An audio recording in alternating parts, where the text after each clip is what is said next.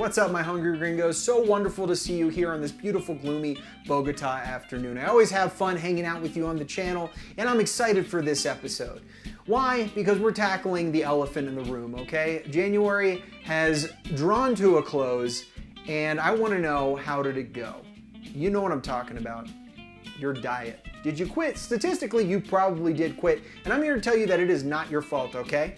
The reason that you didn't stick to your diet is not a lack of willpower, it's because your diet sucks. And today we're tackling grilled chicken breast. Now, unless you like your chicken breast super duper plain, guilty as charged. As a lifelong Midwesterner, even salt is spicy to me, okay? Once my husband put some hot sauce on my chicken and I'm like, what are we doing here? Opening up a Mexican restaurant? A little too picante for me, no siree, Bob. Good one, Barb, because my name's Bob and I'm your husband. Gotta keep laughing, that's how you keep the marriage together. Also, he doesn't know about the affair I had in 1996. I actually do know about it, but I'm just into that sort of thing. Oh, hey Barb, what's up? How's it going? How are the kids? Sorry, 1 second. You know what? I just got a text message and I gotta go. So could you take over this one? Oh, sure thing. I'll take over. My bridge game was canceled today, so I don't got much on my schedule. All right, cool. Thanks. So I guess we're tackling diet food today. We got a message from one of our favorite viewers, Quills, complaining about how chicken breast is a little too dry. And I heard you're a big fan of Harry Potter, Quills, so we're gonna just go ahead and cast a deliciosa spell on that chicken breast. So what we're gonna be making today is pollo a la plancha, which according to my Spanish dictionary app means chicken on the iron. And I really hope that's not the case because I got this 30% off at Bed Bath & Beyond, okay? It was a spectacular deal, and I'm not having all my blouses smell like chicken, but it turns out plancha is just kind of a griddle, like the thing that you make pancakes on. So first thing we're gonna do is make our Cuban mojo marinade. Oh, mojo. That makes me think of Mike Myers with his shirt off in those Austin Power movies. Ooh! You're gonna have to stick me in Lake Michigan in December to cool me down. Oh. So the night before, what you're gonna do is you're gonna chop up about 8 cloves of garlic and put it in a plastic bag that you're gonna use to marinate your chicken. So next we're gonna pound out our chicken breast, which is one of the most important parts of this recipe.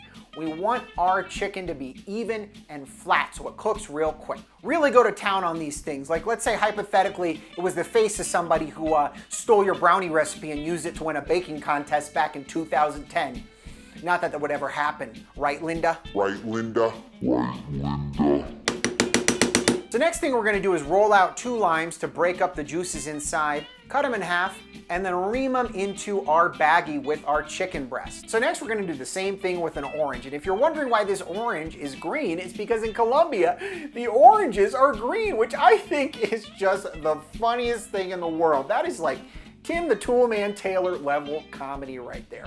Next, we're gonna put in a teaspoon of cumin, a teaspoon of oregano, and a tablespoon of kosher salt. You're also supposed to put a little bit of olive oil on there too, but Mike forgot. Just like he forgot you're not supposed to wear socks with sandals when you're shooting something for the internet. Shake it on up, stick it in the fridge, and then we're gonna make the recipe the next day.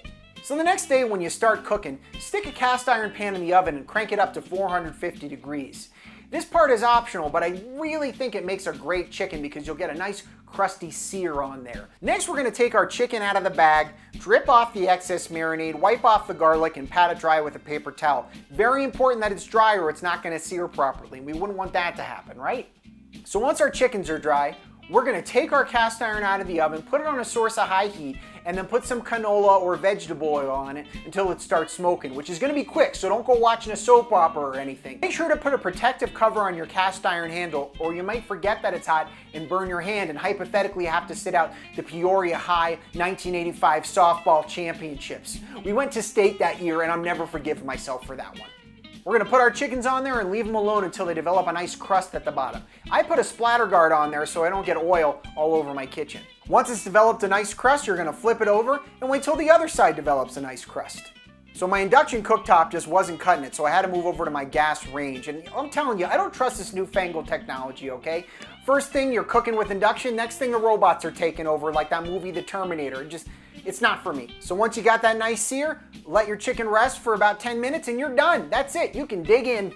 I had so much fun with you this week. I am happy that Bridge was canceled, okay? If you want us to turn one of your diet recipes into something awesome, leave us a comment below. Also, make sure to hit that subscribe button and that bell icon so you can get a notification whenever we post a new recipe. Well, until next time, this is Barb signing off.